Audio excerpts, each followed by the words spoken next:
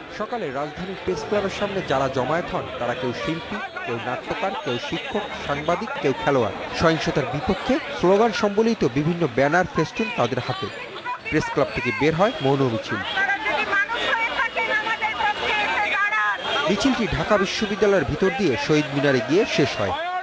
যুদ্ধাপরাধীদের শাস্তি সেটাকে বানচাল করার জন্যে তারা আজকে মরণপণ লড়াই করছে। শুধু তাই নয়, তারা একইভাবে হত্যাকাণ্ড চালিয়ে এই সমস্ত মানুষকে জিম্মি করে তোলার চেষ্টা করছে। আমরা তার বিরুদ্ধে, তার মুখোমুখি আমরা দাঁড়িয়ে আছি।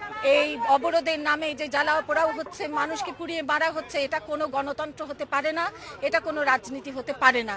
আমরা মানবিক মূল্যবোধে উজ্জীবিত হই এবং আমরা ঘর থেকে সকলে বেরিয়ে এসে মানবতার পক্ষে দাঁড়াই, সহিংসতার বিপক্ষে দাঁড়াই।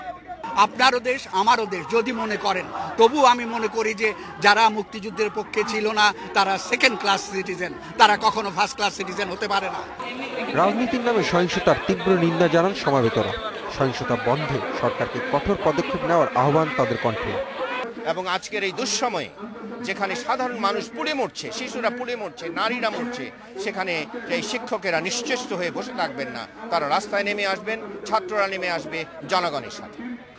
আগুন পুড়ছে, মানুষ পড়ছে, যাতায়াত হচ্ছে না, এগুলো তো চলতে পারে না। এই দেশে তো আমরা আসিনি, এই জন্য তো এই দেশটা স্বাধীন হয়নি।